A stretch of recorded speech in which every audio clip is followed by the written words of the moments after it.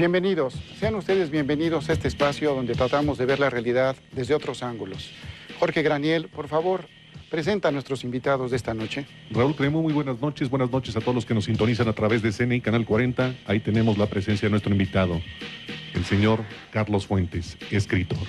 Gracias por estar con nosotros. También nos acompaña el señor Philippe Fogg, embajador de Francia. Señor, sea usted bienvenido a este programa. Como de costumbre, nos acompañan estudiantes que van a hacer preguntas, que van a interactuar con nosotros. Jóvenes, siéntanse en libertad de hacer la pregunta que ustedes deseen. Y por último, y no por ello menos importante, les presento a nuestro monero consentido, Ruiste. Ruiste, ¿qué tal? Buenas noches. Ruiste. Mande. Ya estamos al aire. Oye, avísame, se va a enojar Abascal. Vamos a la mesa. Tan pronto nos confirmó tu secretaria y también la del señor embajador que estarías aquí. Nos llovieron los correos electrónicos, las peticiones de diversos estudiantes y diversas escuelas para participar en esta ocasión de lujo. Y yo a mi vez le pedí a producción que nos hiciera una pequeña pieza biográfica del señor Carlos Fuentes. Vamos a verla. Carlos Fuentes es un escritor que prácticamente ha tenido todo: amor, fama y fortuna.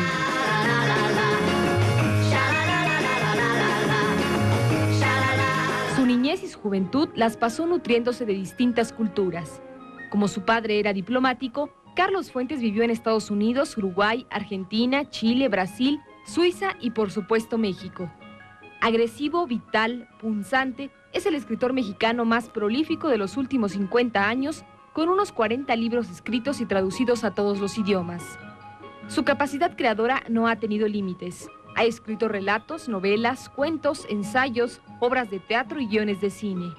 Sus novelas más destacadas son La región más transparente, Gringo viejo, Terra Nostra, Aura, Los años con Laura Díaz.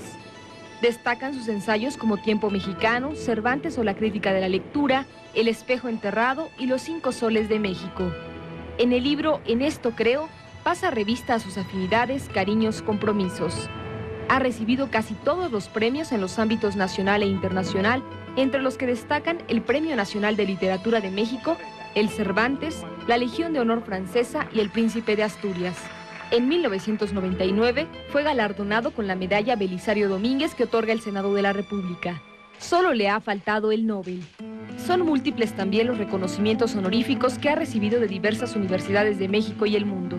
En el servicio exterior fue delegado de México ante los organismos internacionales con sede en Ginebra y embajador en Francia, puesto al que renunció en protesta por el nombramiento del expresidente Gustavo Díaz Ordaz como embajador en España. Para quienes gustan de los aniversarios, Carlos Fuentes cumple 75 años el 11 de noviembre, aunque él seguirá persiguiendo el tiempo, como escribió en su profesión de fe En esto creo. Nacido, crecido, amado y siendo amado, deseando, envejeciendo y al cabo muriendo en el tiempo. Nunca sabré lo que yo era cuando aún no era, el pasado sin mí, o lo que seré cuando ya no sea, el futuro sin mí.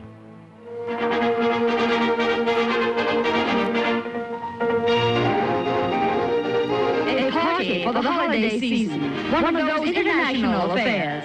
Children of the foreign legations in Washington and 5 little Latin Americans say Happy New Year in Spanish. Felices Pascuas y próspero año nuevo.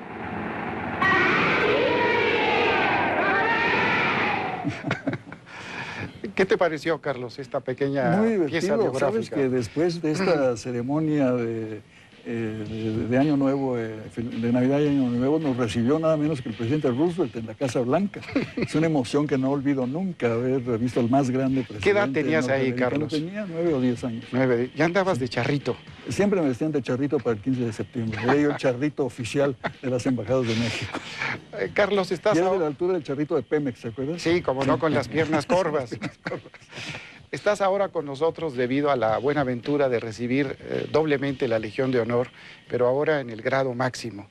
Yo le quisiera preguntar al señor embajador Philippe Fogg, ¿qué es la Legión de Honor, sintéticamente hablando, embajador? La Legión de Honor tiene un poco más de 200 años. Fue una creación de Napoleón en 1802 y es la condecoración la más importante de Francia, con algunos grados. Hace 2 días Carlos ha recibido la Legión de Honor con el grado de Grand Officier, que es muy raro. En Francia hay muy pocas personas que tienen este nivel de Legión de Honor. El nivel más pequeño es eso. Es una barrita sí, roja. El más importante es el Grand Officier, fue la condecoración que el presidente Chirac tomó la decisión de dar a Carlos la semana pasada. Es una decisión del presidente de la República. ¿Y cuál es el criterio, embajador, para otorgarle al señor Carlos Fuentes la alta presea? Creo que hay muchas razones. La verdad es que hay muchas y una. Una es que pensamos que Carlos es un gran amigo de Francia. Pero hay muchas razones.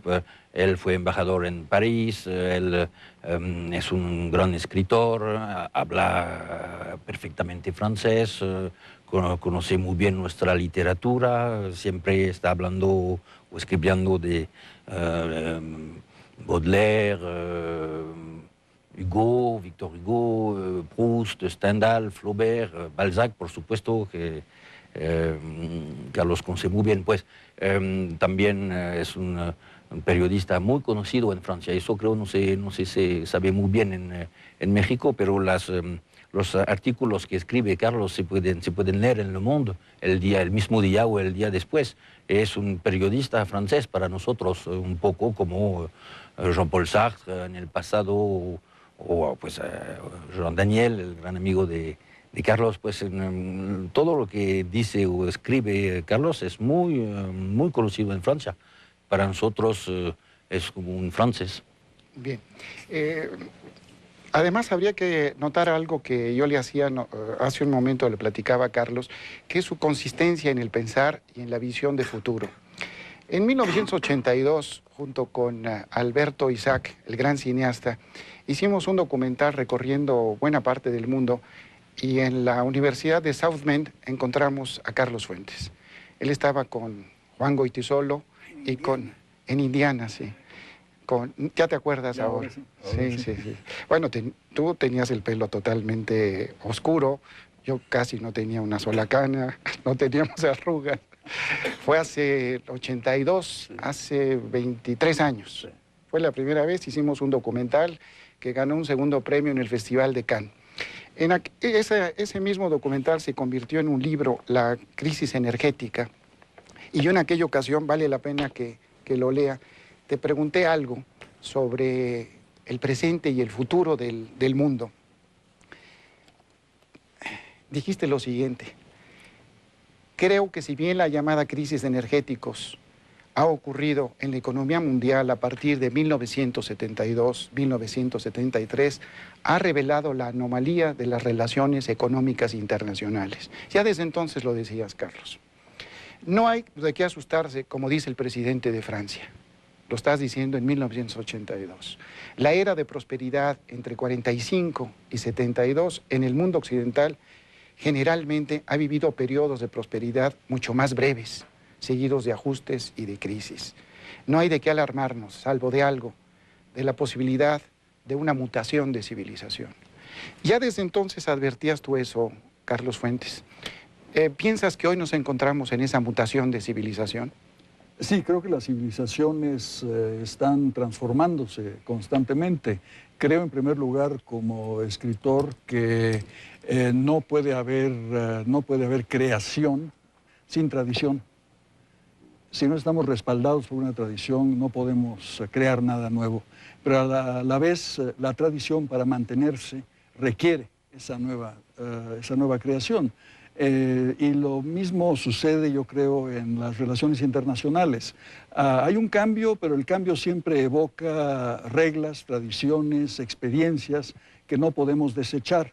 Pero vamos hacia adelante, vamos siempre buscando fórmulas nuevas, vamos encontrando tropiezos. Hoy creo que estamos en una situación internacional particularmente crítica, en la que hay que apelar de nuevo a viejos principios que por fortuna compartimos franceses y mexicanos.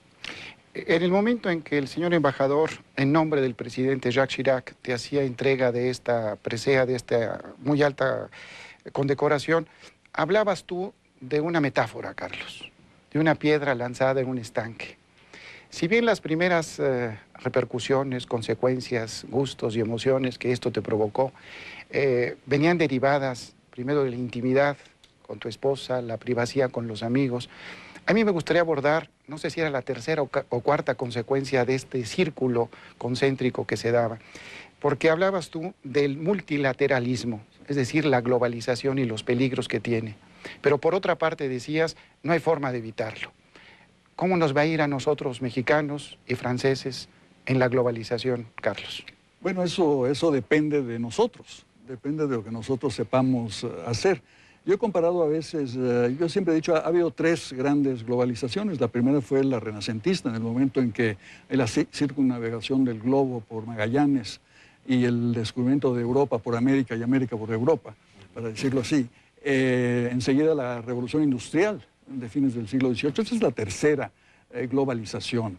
Y siempre la globalización se ha dado como un hecho que no se puede echar para atrás, pero que requiere inmediatamente derecho para que el hecho adquiera legalidad. Eso pasó con la revolución industrial, pasó con el descubrimiento de América, que provocó enseguida la reacción de la protección a los indios de América, Bartolomé de las Casas, las leyes de la legislación de Indias, Francisco Suárez, Vitoria. Pasó después de la industrialización con el movimiento ludita y luego la serie de reformas sociales que se fueron introduciendo sucesivamente en Inglaterra, en Francia, en Alemania, etcétera. Y ahora estamos en el mismo caso, estamos ante un hecho que no podemos negar, que es la globalización. El hecho está allí. ¿Cuál va a ser el derecho del hecho? Tenemos que crear un marco jurídico para la globalización. A eso me refiero. Y usted, embajador, ¿qué piensa de lo que dice Carlos sobre la globalización? Exactamente lo mismo, ¿eh? Creo que es parte de la decisión del presidente Chirac de dar la condecoración a Carlos, que pensamos nosotros, franceses, y Carlos exactamente lo mismo sobre todos estos temas. Durante los momentos cruciales que se vivieron en la reciente invasión de Irak, la posición de Carlos Fuentes definitivamente fue de defensa de la posición francesa y también de la mexicana, que se compartió de manera extraordinaria. El embajador Adolfo Aguilar Sincer lo hizo de manera impecable. ¿Crees tú, Carlos, que estas repercusiones que tuvimos en la Organización de Naciones Unidas por parte de la administración del presidente Bush continuarán, o ya con esto que pasó, el encuentro con Fox, se ha detenido un poco? Mira, esas reacciones gringas a mí me hacen lo que el aire a Juárez, ¿verdad? No es la primera vez que México toma una posición de acuerdo con sus intereses nacionales, que a veces no coinciden con los de los Estados Unidos, a veces sí coinciden, otras veces no. Si vemos el historial de la diplomacia mexicana, digamos, a partir de la invasión de Guatemala por fuerzas organizadas por la CIA en 1954, ya hay la oposición mexicana a eso. Hay la defensa de la Revolución Cubana enseguida. Hay la intervención mexicana en defensa de la soberanía de Nicaragua y de El Salvador. La creación del grupo Contadora. La condena de las invasiones de la República Dominicana, de Panamá y de Granada. Digo, en todas estas ocasiones les hemos dicho que no a los sucesivos gobiernos norteamericanos. Ahora, una vez más, hemos dicho no en esa ocasión. No tiene nada de excepcional, es parte de la tradición de una política exterior soberana como ha sido la de México. Qué bueno. Estamos llegando al término del primer segmento. Vamos a tener que ir a un ángulo comercial y también de humor. Antes del ángulo comercial y de humor, queremos invitar a todos los estudiantes que quieran participar aquí con nosotros que se comuniquen a través del correo que aparece en pantalla, otrosángulos@ceni40.com.mx. Una charla bastante interesante. No se vaya, estamos aquí en Otros Ángulos. Yo tengo el honor de ser su amigo desde hace ya varios años. He podido apreciar la evolución de su obra literaria, que yo creo que va más allá de lo literario. Es un pensador que se está convirtiendo en una especie de brújula para una mejor conducción de las cosas de nuestro país y del mundo. Bueno, es un orgullo. Además, esa espléndida intervención tan inteligente, con esa visión progresista tan consistente, la verdad es una gran figura universal. No podemos decir solamente que es mexicano, y por eso el reconocimiento del gobierno francés es extraordinariamente importante para todos nosotros. Todo el cariño para Carlos Fuentes, de verdad, para él y para Silvia. Lo único que me nace es congratularme por la distinción que le confiere no nada más a Carlos Fuentes, sino a la cultura mexicana. Y lo que él dijo es muy claro, ¿no? Es el momento en que culturas como la mexicana, como la francesa, tan fuertes, tan antiguas, tan arraigadas, le den la batalla al unilateralismo y propongamos otra idea del mundo, porque si no, de verdad se va a desfondar esto, ¿no?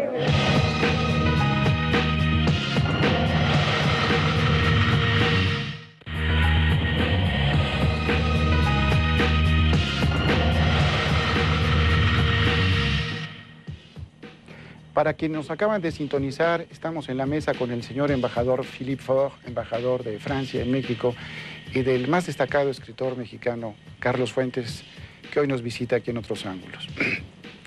Carlos, en el primer segmento de esta emisión hablamos de algunos aspectos de otro orden, de orden internacional, de tu visión, y como dijo Silva Herzog, de la brújula que traes en la cabeza. Ahora, ¿qué te parece si hablamos un poco de literatura? Encantador, claro. Viajas por todo el mundo. Cuando no se te localiza en Londres o en México, estás en Francia, pronto sales a Brasil. No es extraño verte en algún periódico guatemalteco o alemán. ¿Cómo hace el escritor Carlos Fuentes para ser tan prolífico, para escribir, para regalarnos tanto talento? Bueno, se da la noticia de los viajes, pero no de los momentos en que no viajo, que son más grandes todavía, ¿no? Dánosla tú, ¿cómo le haces? Mira, vivo en parte del año en Londres, porque allí escribo muy bien y escribo mucho tiempo y por diversas razones. Una, que el clima es malo. No se me antoja salir, no veo sol. En París me iría a un café o en Roma, ¿verdad? Aquí me quedo trabajando. Luego, no hay una gran tentación de ir a restaurantes, porque la comida no es la mejor del mundo. No, ahora hay muy buenos restaurantes, pero carísimos. Pero el nivel, digo, en Francia uno sale a un estaminet y se come estupendamente, ¿verdad? Sí. Aquí en una taquería se come a todo dar, pero en Inglaterra no. Y luego los ingleses son gente muy reservada, muy distante, ¿no? Nosotros acostumbramos a tocar a la puerta. ¿Qué humano, qué estás haciendo? Salimos, nos vamos. Allá dicen, dentro de 2 meses podemos hacer una cita. Todo eso sirve para que el escritor tenga mucho tiempo a su disposición. Yo me levanto a las 6 de la mañana, trabajo de 7 a 12, a las 12 camino por un cementerio porque no hay tráfico. Y ya como con mi esposa, leo 3 horas en la tarde y a las 7, pues tengo en Londres el mejor teatro del mundo, sin duda. 2 teatros de ópera estupendos, museos, cine, librerías, toda una serie de cosas que compensan el trabajo del escritor. México es una pachanga, ¿no? Es una pachanga a todo dar, ¿de acuerdo? La comida no la resisto, lleno de cuates, amigos, horarios imposibles, ¿verdad? Comer a las de 3 a 6, cenar de 10 a 2 de la mañana, las distancias de la ciudad que acaban con uno verdaderamente. Es decir, que se vuelve muy difícil hacer ese tipo de trabajo concentrado que Londres me permite hacer. Yo espero que los estudiantes que nos rodean tomen nota, porque sin duda entre alguno de ellos querrán correr la aventura de ser escritores. Ojalá. O allá en casa, sin duda habrá más de uno que piense en emular a Carlos Fuentes. Como ven, nos enteramos de sus viajes, pero no nos enteramos de su disciplina. Te agradezco mucho que lo hayas comentado, porque nos va a servir de mucho. Embajador, obviamente Carlos Fuentes es uno de sus escritores favoritos, pero ¿qué otros escritores mexicanos ha leído usted? En lengua española, a mí me encanta Álvaro Mutis. Es un amigo, un gran amigo personal, y me encanta, he leído todo de Álvaro Mutis, realmente es un placer. García Márquez, por supuesto. Los mexicanos, hay muchos que me gustan, hay Juan Rulfo, hay Pedro Páramo. Sí, he leído la semana pasada Noticias del Imperio, de Fernando del Paso. Él fue cónsul en París y agregado consejero cultural algunos años. Me encantó esta lectura. Sí, es muy bien. Qué bueno. Bien, pero creo que... ¿Y de Carlos qué es lo que ha leído usted? He venido con 2 en francés para mostrar a los estudiantes que Carlos realmente es muy famoso en Francia porque este libro significa que hay 10.000 o 15.000 que se van a vender. Yo vengo del sur de Francia, en un pequeño pueblo cerca de Périgueux, hay una librería con 10, 12 libros, y dentro de los 12 hay a donde le he comprado La muerte de Artemio Cruz. Sí. Oiga, embajador, en este programa, gracias a las librerías Gandhi y otras librerías, regalamos libros. ¿Habría la posibilidad de que los estudiantes mexicanos obtuvieran a Carlos Fuentes, aunque fuera en francés, gracias a la intervención de la embajada? Estoy comprometiendo a regalar libros, claramente. Sí. Libros de Carlos, claro. Lo vamos a hacer con placer. Bien, conste, conste. No, esto no es resultado de una complicidad. Hay entre nosotros un estudiante que ya quiere preguntar tu nombre, por favor, de qué escuela vienes y a quién te diriges. Carlos. Hola, soy Luis Enrique Reyes, del Conservatorio Nacional de Música. Es una pregunta doble y, por otro lado, una propuesta. La pregunta: ¿cuál consideras que es tu personaje más entrañable y cuál es el personaje que más dificultades ha puesto para que lo logres? Y la propuesta, ahora que miraba a Silva Herzog, recordaba que alguna vez lo propusiste como presidente y en fechas recientes has declarado que mejor ya no quieres proponer a nadie porque automáticamente queda fuera de la carrera para la presidencia. Les echo la sal. Se me ocurría que a lo mejor esto que consideras algo que no es una cualidad, podría hacerlo si candidatemos a alguien que no sea muy bueno para el país y a lo mejor hasta nos ahorramos de antemano un mal sexenio. Muchas gracias. Son preguntas que yo te iba a hacer, ya me las ganó este joven. Mira. No, yo creo que mi personaje más entrañable será siempre Aura. Esa figura femenina de dos edades, de dos mundos diferentes, de dos tiempos diferentes, porque es un personaje con el que vivo en sueños, habita mis sueños y a veces mis pesadillas, porque el amor tiene un lado de ensoñación y a veces un lado de pesadilla también, ¿verdad? Pero me preguntaste por el personaje más detestable también. El más difícil yo creo que sí fue don Artemio Cruz, que era un señor que en principio podría parecer como un personaje negativo, un villano, ¿verdad? Y mi gran dificultad fue en considerar el lado de luz de ese hombre de la sombra, sobre todo en su agonía. De ahí la estructura tripartita de la novela, en que hay un yo, un tú y un él, a fin de que pueda hablar tanto la biografía del él, como el hombre que está agonizando, como el tú que lo está acusando, y de ello puede quizá resultar un retrato más complejo de las luces y las sombras de una personalidad, en cierto modo típica de una época de la historia de México, de la Revolución y la posrevolución mexicanas.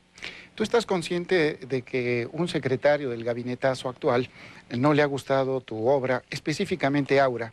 Incluso se la prohibió a su hija, una chamaca que debe haber tenido 18 o 20 años. Y en esta misma mesa, cuando han llegado secretarios del gabinetazo, yo les pregunto si también comparten esta opinión y si también le prohíben a sus hijos el libro tuyo, Aura. Ninguno de ellos ha dicho que lo prohíbe, al contrario. Han sido muy vehementes en el estímulo para sus hijos y para los estudiantes.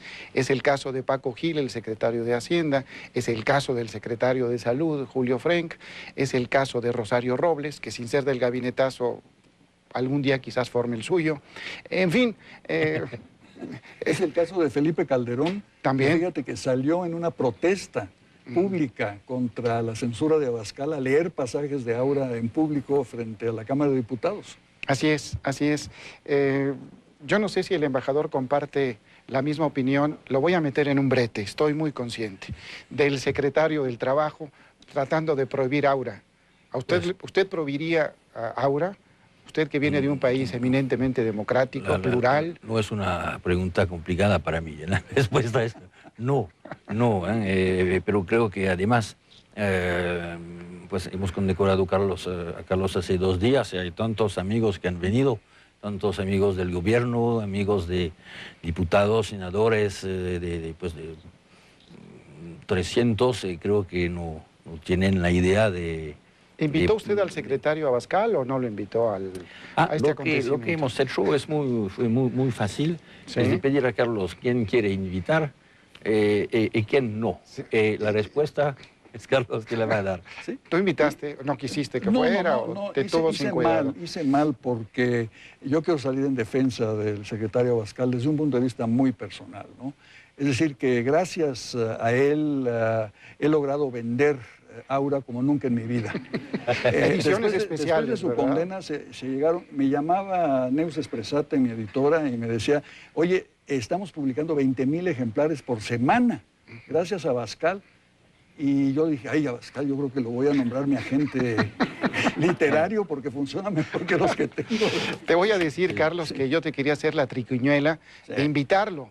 Fíjate nada más lo que yo... Pero el señor no está en México. Bueno, qué lástima. Qué lástima, porque hubiera sido Está interesante. presente ya en espíritu aquí, ¿verdad? Carlos, ¿cuál premio, cuál distinción es la que más hondo ha llegado en tu corazón? La Legión de Honor francesa, por mi gran cariño hacia Francia, por mis raíces culturales francesas, por mi lectura de maestros de la literatura francesa que tanto me han enseñado, por el tiempo que he vivido en Francia, por los múltiples amigos que tengo.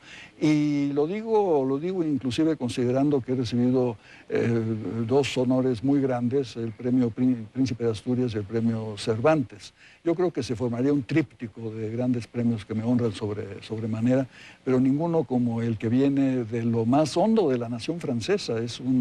Es una orden, como ha evocado el embajador, que fue fundada por Napoleón Bonaparte en 1802, tiene un historial extraordinario y pues viene en cierto modo, a coronar esa francofilia ferviente que es parte de mi personalidad política y literaria también.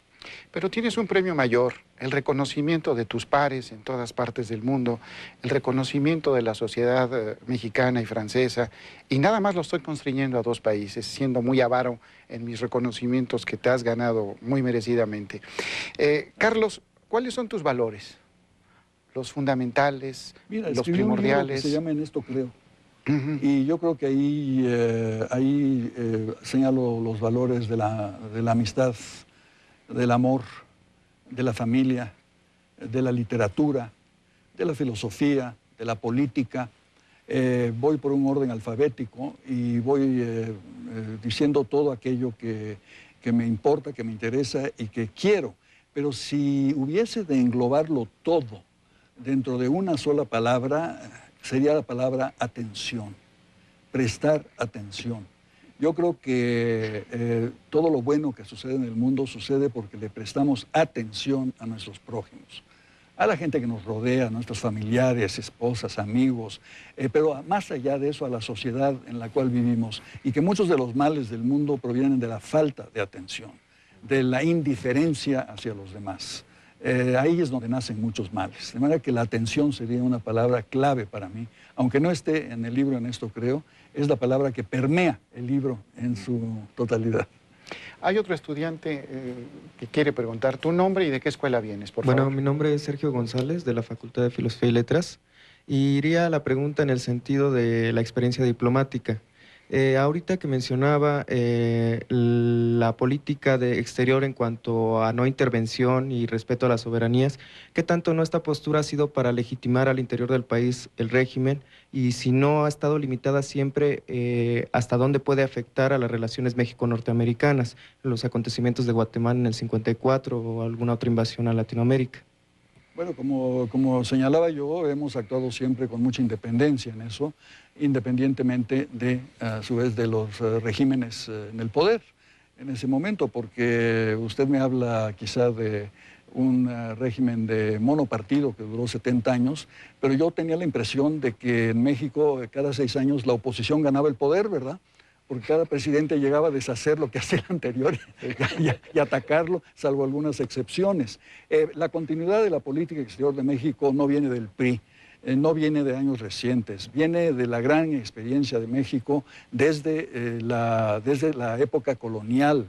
Es una política que tiene que ver con las leyes de Indias, con la protección de la población indígena de México, tiene que ver con los hechos de la independencia, tiene que ver con la guerra de 47-48 con los Estados Unidos, tiene que ver con la intervención francesa y el imperio del año 62.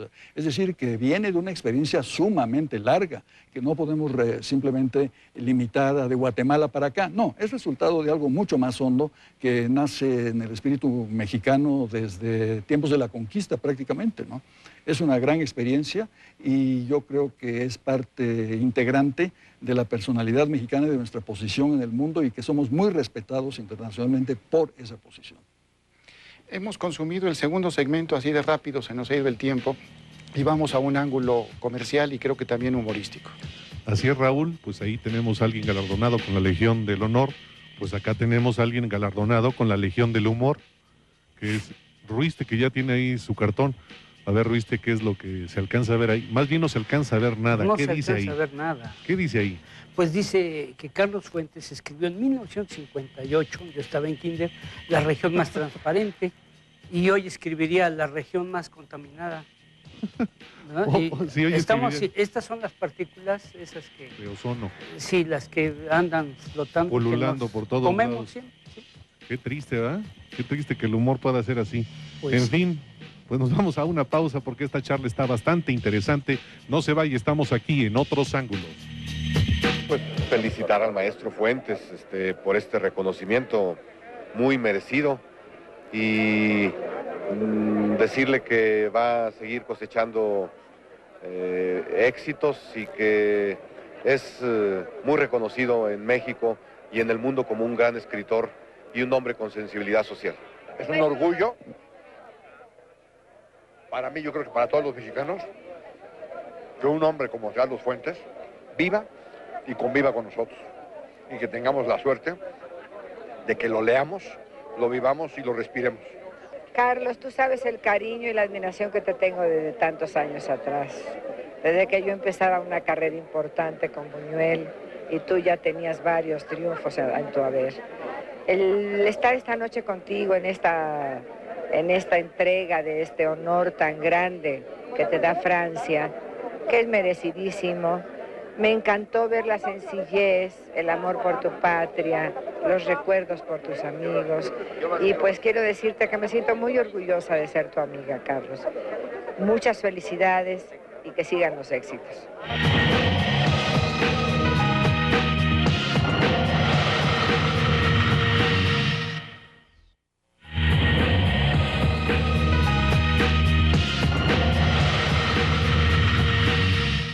Bien, pues ya estamos de regreso en la recta final de Otros Ángulos y queremos agradecer a Librerías Gandhi, que siempre nos regala con buenos libros y hoy pues tuvo la atención de darnos el último gran libro de Carlos Fuentes, La Silla del Águila. Léanlo, está verdaderamente extraordinario y no lo digo porque está aquí, sino porque es extraordinario realmente. Gracias a Gandhi por esos libros maravillosos.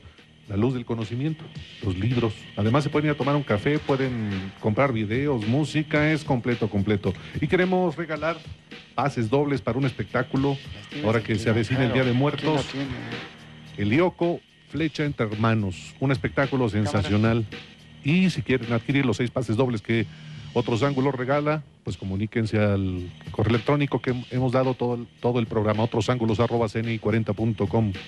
Bueno, pues nos vamos a la mesa porque está bien interesante la charla. Adelante, señor Cremú. En efecto, los estudiantes que nos rodean ya tienen al libro de Carlos Fuentes, La Silla del Águila.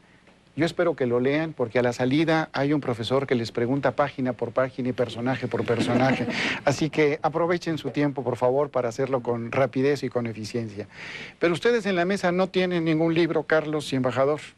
De parte del poeta David Huerta, hijo del otro poeta Efraín Huerta, ambos queridos amigos de Carlos Fuentes, me ha pedido David que se los transmita y con mucho gusto les hago entrega de este libro de David Huerta, Hacia la superficie. Es un libro de poesía que estoy seguro alimentará sus corazones. Carlos... David es uno de los más grandes poetas mexicanos de la actualidad y aquí sí que no hurtó, heredó. Así porque es. Efraín Huerta así fue es. también un gran poeta mexicano. De verdad que mil gracias a David por ese Se lo espléndido transmitiremos y lo estará viendo en televisión. obsequio.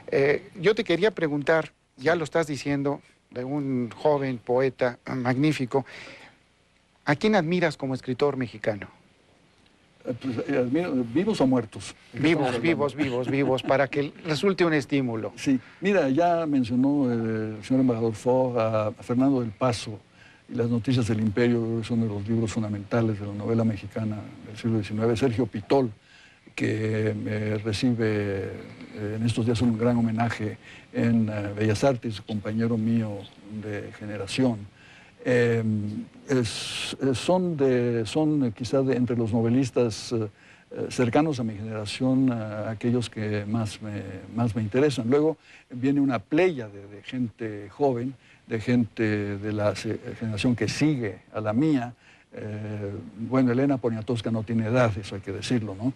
Pero está Ángeles Mastretta y Héctor Aguilar Camín, Federico Reyes Heroles, y ahora una novísima generación que se autodenomina el crack, con Jorge Volpi, Ignacio Padilla, Pedro Ángel Palou, y una mujer extraordinaria que vive en Ciudad Juárez, Cristina Rivera Garza, autora de una novela que me parece una de las mejores que se han escrito en México en los últimos 10 años, Nadie me verá llorar. Hizo una investigación en la Castañeda, en el manicomio. Encontró el caso de un fotógrafo relacionado con una loca. Y a partir de esa relación ha escrito una novela que les recomiendo verdaderamente. Nadie me verá llorar. Repite el nombre, por favor. Se llama Cristina Rivera Garza. Sí. Carlos, ¿cómo haces tú para la creación y luego el control de tus personajes? Cuando uno tiene en las manos La Silla del Águila, pareciera ser que de la realidad hay algunos personajes que huelen a tal o a cual. Seguramente también a ti te han de oler a tal o a cual. Pero finalmente, ¿cómo concibes el personaje? ¿O lo tienes en un secreto muy cerrado? Es difícil contestarlo porque finalmente un personaje se va creando a sí mismo en la novela. Uno empieza a escribir, plantea, por ejemplo, un rasgo físico del personaje o le atribuye una frase y de ahí empieza a desenvolverse, a desarrollarse una personalidad propia. Y uno no sirve más que como taquígrafo, taquimeco del personaje que está dictando sus conversaciones, sus diálogos y su vida, ¿no? A veces se acerca uno a modelos, aquí me han atribuido demasiados modelos falsos, en el caso de La Silla del Águila. En realidad solo hay dos modelos que yo diría. Uno podría ser un trasunto de Luis Donaldo Colosio. Y otro claramente es el expresidente Ruiz Cortines. Es el viejito que está es el anciano del Portal, que está en el Portal de Veracruz jugando dominó, y tomando café, con un perico en el hombro, tomando café y echando perlas de sabiduría política mexicana. En México, en la política mexicana, hasta los tullidos tienen que ser alambristas, ¿no? Frases de este estilo que eran muy, muy propias de don Adolfo, que es quizá el presidente priista más hábil de todos. Manejaba el país como si fuera una mesa de dominó. Era una chucha cuerera, se las sabía absolutamente todas. ¿Lo dices porque te gana lo de Veracruz? ¿O... No, ha habido otros presidentes veracruzanos, ¿no?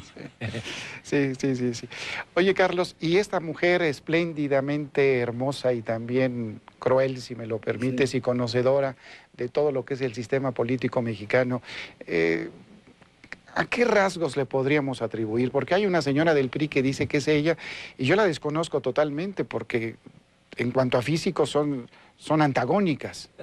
Sí, porque Alejandro Rossi me escribió una carta muy cordial, el filósofo Alejandro Rossi, diciendo que el personaje le pareció una mezcla perfecta de María Félix y Maquiavelo. Yo creo que se acerca más a la verdad. Sí. No creo que esté basado en ninguna persona física, pero sí es una mujer maquiavélica y manipuladora. El otro día me preguntan, ¿qué piensa de que una mujer llegue al poder en México? Digo, muy bien, está Indira Gandhi, está Margaret Thatcher, hay una serie de ejemplos notables. Indira Gandhi. Indira Gandhi, sí. Golda Meir. Pero aquí en mi libro la que manipula el poder desde la sombra, no desde la silla, pues es María del Rosario Galván. Yo acabo de leer, embajador, que la señora Chirac ahora goza de una gran popularidad. Sí, es verdad. Que en un principio los medios la rechazaban porque la consideraban conservadora y porque tenía características no muy modernas. Se le llega a atribuir que la reelección del presidente Chirac en buena parte tuvo que ver la señora. ¿Usted dice que es verdad esto?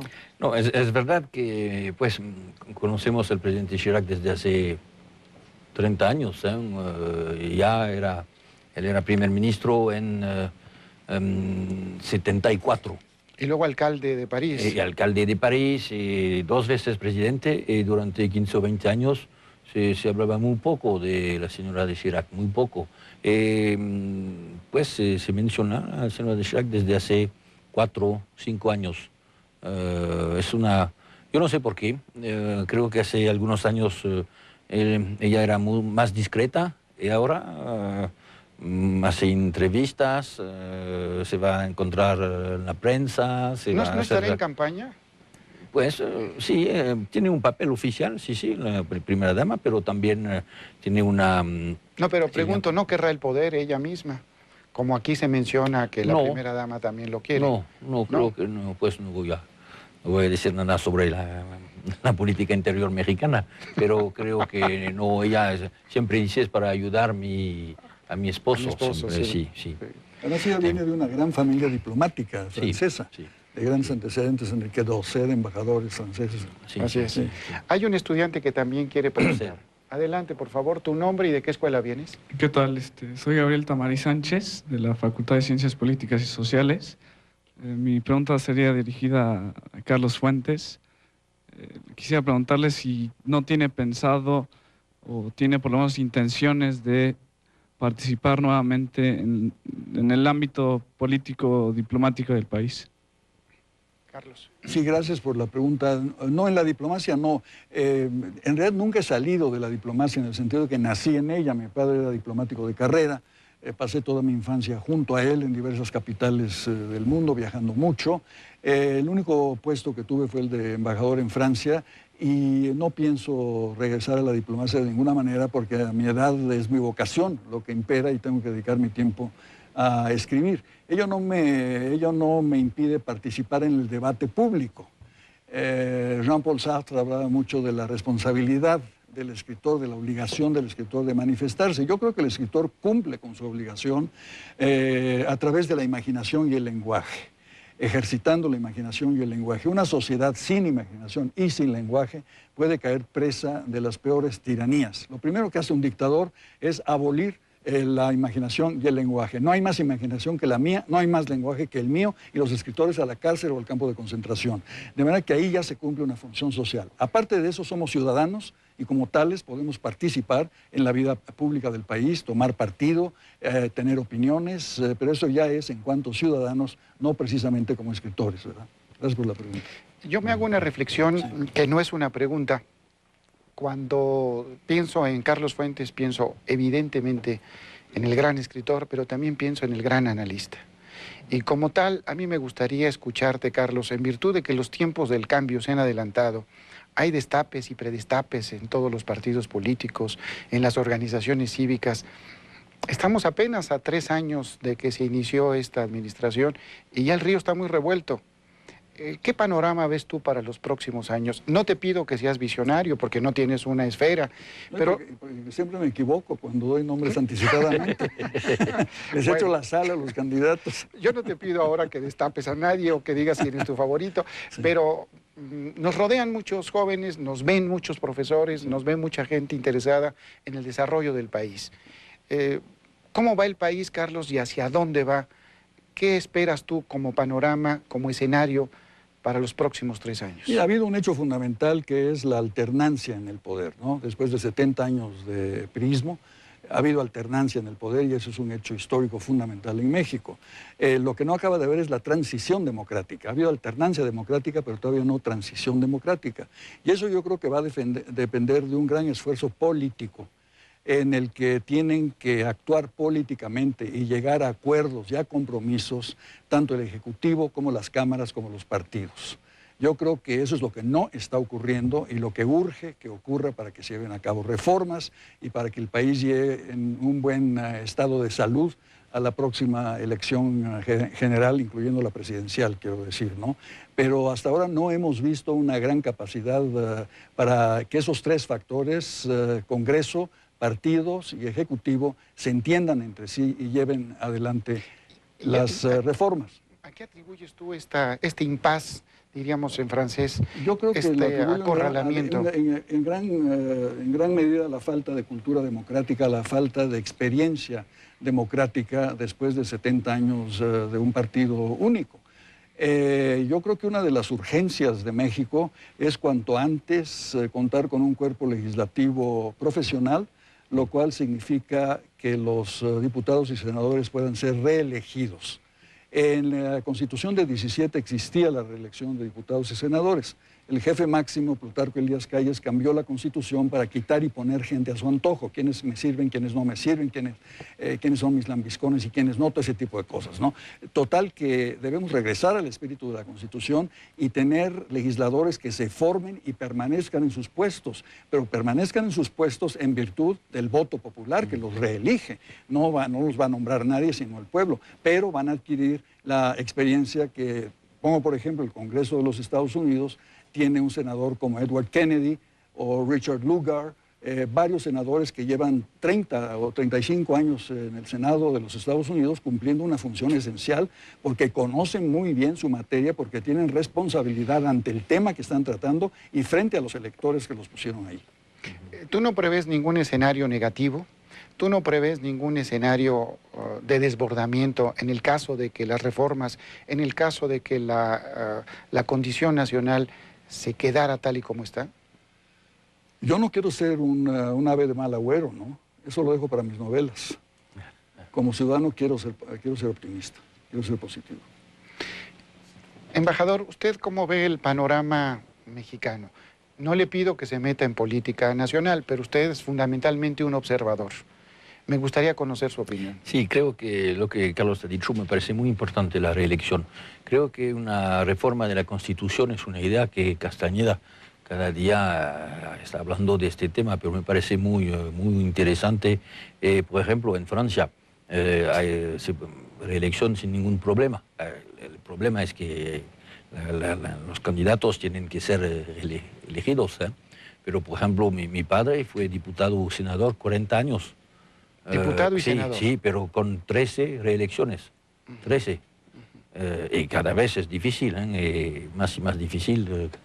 Bueno, es que, como usted comprenderá, las elecciones en México prácticamente no existían. Era el trámite del presidente en turno para nombrarse a gobernadores, diputados o senadores. Solo hasta recientemente nuestras elecciones son válidas, son creíbles y son transparentes. No tenemos esta vocación democrática, no tenemos las tradiciones y las costumbres que privan en su país y por las que Carlos está propugnando. Estamos apenas en un despertar democrático, de pluralidad, y es muy difícil que se nos hable de reelección porque estamos muy escamados en el tiempo histórico, tú lo sabes muy bien, Carlos, de lo que han sido las reelecciones en México. Sin embargo, bueno, esto es un punto que hay que tomar en cuenta.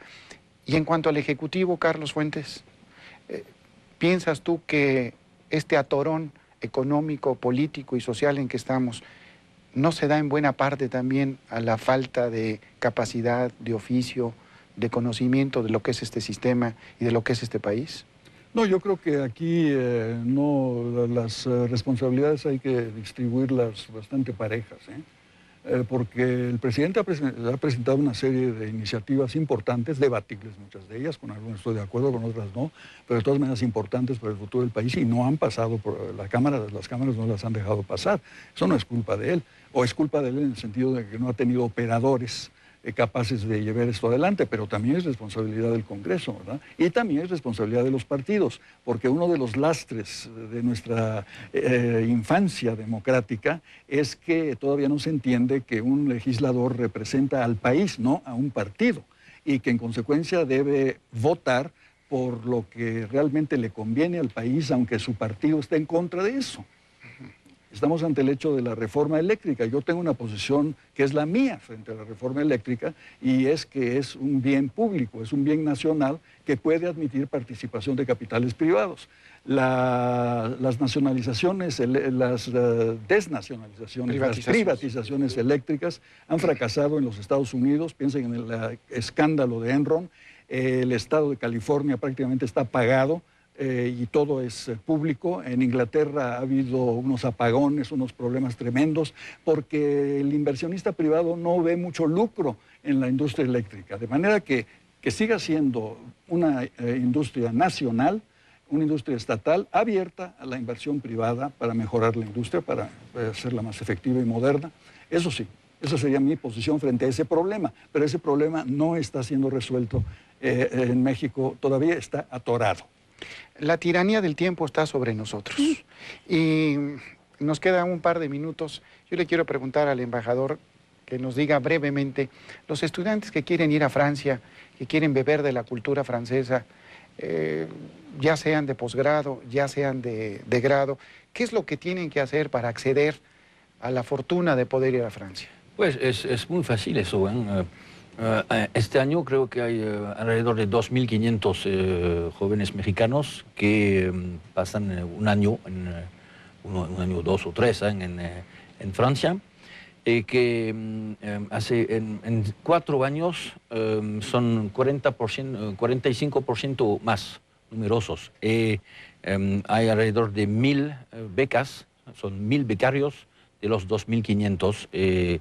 Pues de todos los que quieren venir a Francia es muy fácil, hay que entrar en contacto con nosotros en la embajada, vamos a hacer todo lo que hay que hacer, el tema de visas, el tema de universidades, a dónde, quién va a pagar, cómo podemos ayudar, no hay ningún problema. Muy en cuenta los jóvenes que nos escuchan para que sea una luz de solicitudes que les llegue a ustedes. Carlos, nos quedan unos cuantos segundos. ¿Qué recomiendas para la gente que nos ve, sobre todo para la gente joven? Ponerle gran acento sobre la educación en México. Yo creo que es el tema prioritario para el desarrollo de nuestro país. De la educación depende la información y de la información depende la producción. Hoy hay esa liga íntima entre esos 3 factores. Si no tenemos un alto nivel educativo, entonces no vamos a avanzar al nivel y con la rapidez que quisiéramos. A los estudiantes que nos acompañaron hoy, muchísimas gracias de un lado y del otro. Señor embajador de Francia en México, muchísimas gracias. Señor Carlos Fuentes, muchísimas gracias. Y usted en casa, ¿qué le hubiera preguntado a Carlos Fuentes?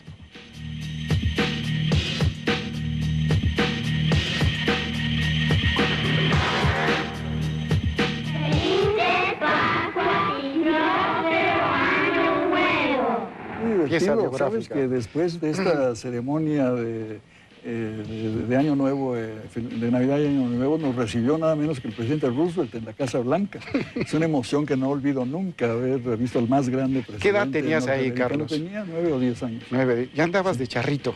Siempre me vestían de charrito para el 15 de septiembre. Me llamaba Neus Espresate, mi editora, y me decía, oye, estamos publicando 20,000 ejemplares por semana, gracias a Abascal.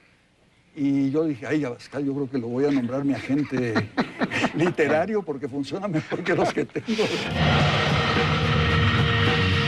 Porque uno de los lastres de nuestra infancia democrática es que todavía no se entiende que un legislador representa al país, no a un partido. Yo tengo una posición que es la mía frente a la reforma eléctrica y es que es un bien público, es un bien nacional que puede admitir participación de capitales privados.